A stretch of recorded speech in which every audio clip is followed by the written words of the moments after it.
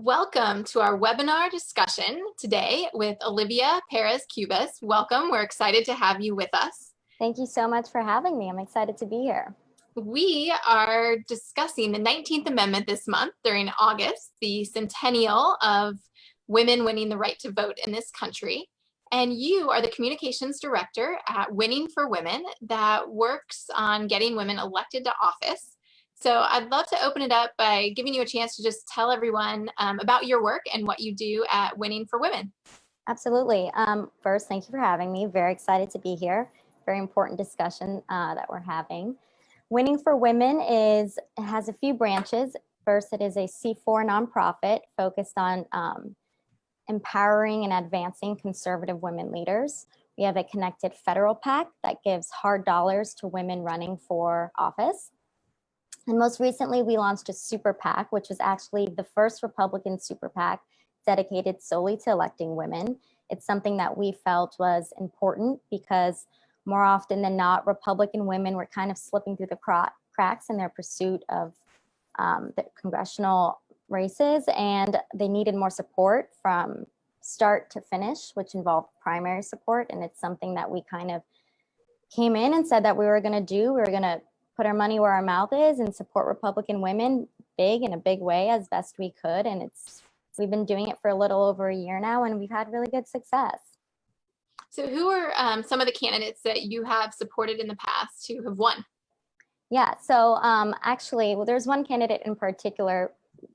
The first candidate that our super PAC actually endorsed was a special primary election last summer down in North Carolina 3. Her name was Dr. Joan Perry. Incredible candidate, an incredible woman. She ended up not winning that race, but one of the things that I like to point to that shows how important our involvement in that race was that after she lost, we actually, despite her loss, we had a significant uptick in women who reached out via our website saying that they were interested in running, wanted to learn more about it, said that they hadn't seen an organization quite like ours before and how can they get involved. And I think that really is kind of one of the biggest, it was our first race and we didn't win per se, but we had a lot of wins to talk about afterwards. So what do you think, Olivia, holds women from running for office? What holds women back from running for office? We know that we have fewer women in Congress than men. So what do you think is really holding them back? Yeah, I think a few different things. It's interesting because one of the first questions we get from women as we are out there and recruiting, talking to women who have serious potential to run and win. One of the first things that they always say is, I don't know if I'm qualified. I don't know if I'd be a good fit. And it's interesting because you don't hear that from men on the left or the right. But for some reason, women tend to be a little bit more doubtful. And I think that that initial hurdle, deciding that you're going to run, is probably one of the biggest steps that a woman can take. And once she makes that decision, then knowing that she has the support from groups like ours makes all the difference. I also think, there have been historically fewer women in leadership positions. I think that in a lot of ways, we're playing catch up. A lot of progress has been made, but we're playing catch up. We just celebrated the 100th anniversary of our right to vote, which is so big and important, but so much more work to do.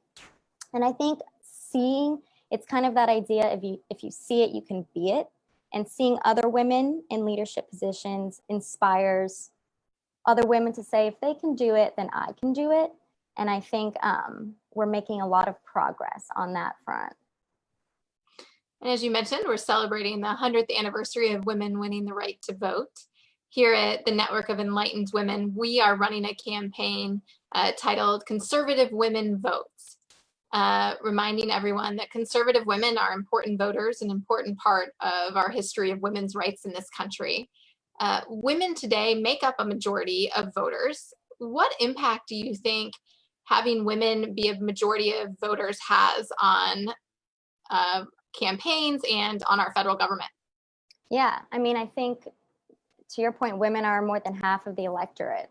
Women don't just vote, they decide elections. So we're significant part of that equation. And I always like to say there are no women's issues. Women care about all issues. But why they care about those issues and what motivates them to care about those issues is different, and very unique, which is why I think in part making sure we have more women in Congress to make sure, you know, our voice is heard and we have a seat at the table there, but also making sure as voters that we're actively participating in the process and that we have a voice and that that voice is heard by going out and voting.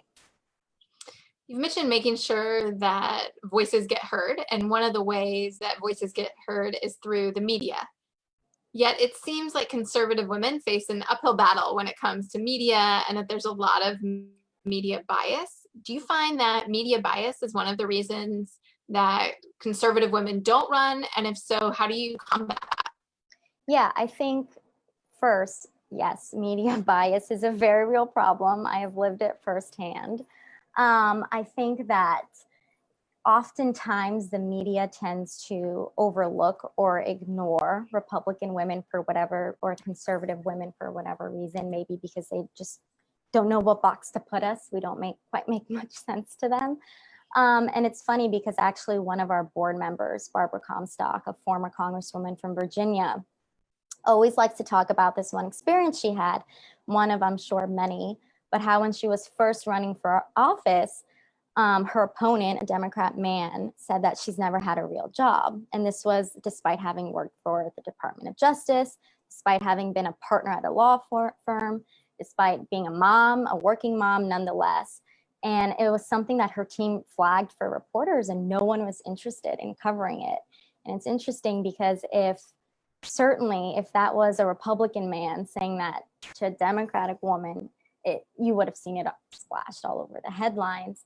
And I do think that conservative women have an uphill battle in that regard. But the good thing, I think, is, you know, these days in the era of social media, you have an opportunity to communicate directly with your electorate or your constituents or your voters, where you can really kind of bypass the middleman and avoid having that filter, if you will, and speak directly to your audience and let them hear directly from you, engage directly.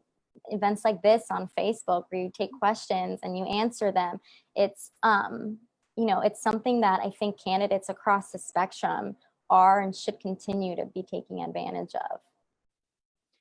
So then when you are recruiting someone to run for office, what do you find is their biggest need? Is it media training? Is it kind of connecting them with different groups and different supporters? Where do you feel like you make the biggest difference in women deciding to run for office? Yeah, I think it varies case by case. I think some women, like I mentioned before, the biggest hurdle is just kind of raising their hand and saying, okay, I'm going to do this and I'm going to run for office. In some cases, it's media training and fine-tuning their message. What is your message and why is that your message? How are you going to get it out there? I think in some cases it's funding. Campaigns are not cheap. And, you know, really, Elise Stefanik, Congresswoman from New York, likes to talk about go hit up your holiday Christmas card list and make sure you're calling and reaching out to every single family member, every friend who you know, and telling them here's why they should support you. That's a big issue. And also, I think more than anything, just making sure that you're involved in your community at a grassroots level, that people are familiar with you and your platform. You've mentioned Representative Comstock and Representative Stefanik, who both have spoke at our national conference. I love it. We're delighted to have them speak in the past. Yeah, both have done incredible work for our organization and just generally furthering the cause of helping conservative women. Yes. And as we talk about conservative women, do you find a difference in any recruiting tactics or issues that conservative women want to talk about more that resonate with voters? Yeah, I think, so to your first question, something that we've seen, so in a lot of ways, you know, 2018 was deemed the year of the woman, but it was the year of the woman for the left. And I do think that a lot of women on the right kind of watched from the sidelines. And I think one thing that we've seen, and thanks to Congresswoman Stefanik, who's really put it at the forefront of everyone's minds, groups like Winning for Women and your organization, that we're seeing more women kind of popping their head out and saying, if they can do it, we can do it. And in some cases, we're not even recruiting women in some districts. There are more women than ever are running for office, more Republican women than ever are running for office. It's been a historic year for Republican women. Why do you think that is? I think in part because of 2018. I think, you know, to the point I said earlier, it's kind of this mentality of, if, you know, women on the left can do it, we can do it. But also there needs to be a counterpart. The squad has been talked about a lot on the left, and who on the right can come forward with conservative policies and conservative platforms and say, actually, here's why, you know, our ideas and our positions are better. And I also think you're seeing the left kind of go very far left, which is a step too far for a lot of independent voters, a lot of people who find themselves in the middle. I mean, Medicare for all and the Green New Deal, these are just too far out there for a lot of folks. And it's really an opportunity for the Republican Party and the right to win the ideas war and win some of these people back. And it presents a unique opportunity for the party, but also for conservative women to be a part of that new discussion. Yes, and a lot of our young women, you know, have reached out about running for office and are interested in running. I actually spoke with one of our students who is going to run for state office this election cycle. Do you have any advice for young women who are thinking about running for office? Yeah, I mean, first and foremost, congratulations to that person. A big decision, and I think that is great. And I would love for you to put her in contact with us afterwards. We'd love to chat with her to see if we can be helpful. But in terms of advice, I think kind of, you know, to the points that we said earlier, having a clear platform. Why are you running? Why should people vote for you? And kind of hashing that out and making your case early and clearly, and making sure that you're doing what you can to secure funding, talk to groups like ours so that we can be helpful in any way that we can. But I think that's great. I'm so very happy to hear that. Well, Olivia, we are now getting some questions from some of our attendees on this webinar. So one of my colleagues is texting them to me. Perfect. I'm getting a few come in, so I'd like to go ahead and turn to some of our audience questions. So the first one is, most of the women involved in NEW are in college and on college campuses, and those campuses are becoming some of the most divisive places when it comes to politics and policy. What advice do you have for conservative women on campus who want to talk about their values and their ideas, but are worried about the backlash that they are going to receive? That is a great question and a real problem that a number of our members face on campus. Yeah, I bet that is a very real problem. And first and foremost, I think change starts with the younger generation. And I think that their involvement is very important. But, you know, I've always said that you can't preach tolerance, but practice none of it. And I think that that's something that young college students face on campuses these days. My advice would be to keep at it, you know, to remain respectful and to keep things an ideas war, to be willing to listen but expect the same in return, and to stay involved in groups like NEW and otherwise, where, you know, it's an ideas war and a conversation and a discussion, and you're better for it. And I think, you know, dialogue is probably key, and just keeping up in that regard and sticking with it, because we need young conservatives. We need them, and their voice is important. I like your point about the war of ideas, which I think what you're getting at is not making it personal. Focus on the ideas. You can have that civil disagreement. I personally just think that is so important. I completely agree. Wonderful. Well, our next question is from Madison, and she wants to know, who are the conservative women who inspire you? Yeah, well, we saw one of them yesterday at the RNC convention, Nikki Haley. She has always inspired me. I used to work for Senator Marco Rubio, and she was a great help to him down in South Carolina. And just her career path is very inspiring. In yesterday's speech, she talked about what it was like being the daughter of Indian immigrants, and that's something I think a lot of Americans can relate to. And I think she is very relatable and truly such a conservative leader. And she's got a great social media game, doesn't she? Oh my goodness, yes. I love it. I think she speaks to a lot of young people in the way that she engages on social media. Absolutely. And I know she has young kids, and I think that's probably part of it. But yeah, it's nice to see. It's refreshing, a different face, a different voice, but just so sharp and qualified and a change maker. Great. So we've got a question now from Haley. She wants to know, you mentioned that you believe that all issues are women's issues. How do you respond to individuals on the left who say that conservative principles are anti-woman?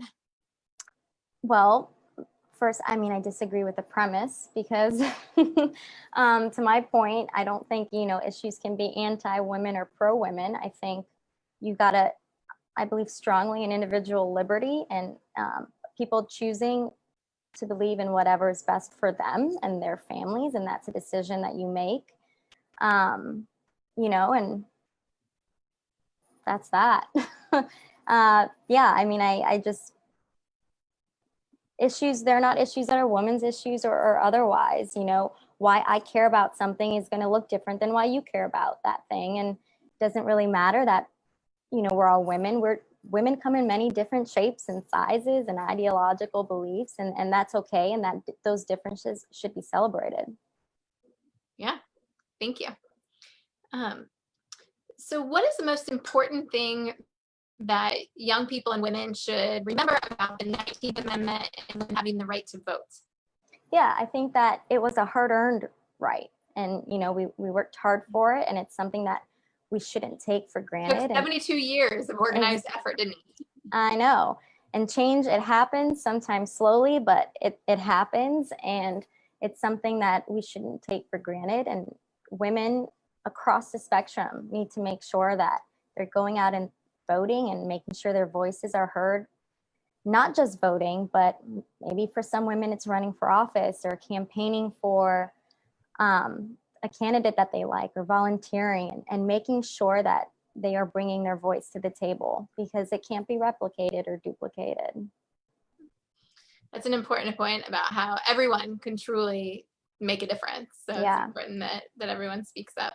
Absolutely. Now to a larger question, an institutional question we got. What are the largest institutional changes we have seen in Congress and in the American government since women won the right to vote? And are there any changes you would like to see in order to get more women in higher office? Yeah, I mean, I think the obvious one is that we have seen more women running for office and in Congress. And I think that is very important. I would like to see at some point parity, right? I would like for Winning for Women's Super PAC to not have to exist anymore, because there's no shortage, or there's no more work to be done. That might be pie in the sky, at least for the near future, but that's eventually where you hope to go. But yeah, just seeing how encouraged I am to see more women in office, more women than ever running for office, more women than ever winning their primaries, which is huge for conservative women. These are strides made because of the work of women who came before us. You mentioned parity. Mm-hmm. How do you think women govern differently than men, if you think they do? And why is it important to get more women in office? Yeah, I think that women, or some women, have a different leadership style. I think more often than not, women are better listeners, and they are more amenable to reaching across the aisle, I think, and just finding solutions. And I think that that's something that is very important, where everyone can just kind of come out of their corners and there are some things that we will never agree on, but some things that we can, and to make progress where you can. And I think that that's an important value add that women bring, and sometimes we lack otherwise. It's interesting. Our new book club had a discussion with Senator Ernst, and she made a similar point in her book that just came out about how she's worked with women across the aisle.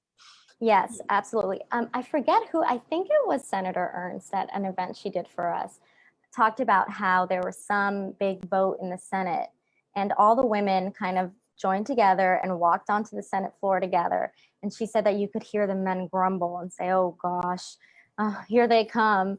Because when women kind of work together, when anyone works together, but in this case, when women came together on something that they could come together on, they changed the vote, and they're a force to be reckoned with. And it's something that I think, women can and need to do a better job of in terms of being on each other's side and being on each other's team and being support systems for each other. Interesting. I'll have to look into that story. Yeah, I'm going to find it. I'll find it for you. Great. Sure. With the upcoming election, it's important to be educated on the candidates and issues we're voting for, but that can be overwhelming. How do you recommend women educate themselves before going to the ballot box? Yeah, I think look to see who's running in your district. Look to see what they stand for. You can also go to winningforwomen.com, where we've laid out a bunch of our endorsed candidates who are across the country and some of their biggest platforms, and doing what you can to inform yourself, and then read up on who's running for office and figure out who makes more sense. And, it might not be 100% match. I don't think you're ever going to find a candidate who you agree with 100% of the time, but it's an oftentimes a binary choice, and make the choice because, like what we've been saying this whole Zoominar, that your voice is important and it needs to be heard, and inform yourself and go and vote. Well, thank you. I think that is a great answer to end on, as you stress the importance of getting informed and getting educated, and that everyone's voice truly matters. So, Olivia, thank you so much for joining us today. Thank you so much. It's great to be here. We really appreciate it. So, yeah, thank you.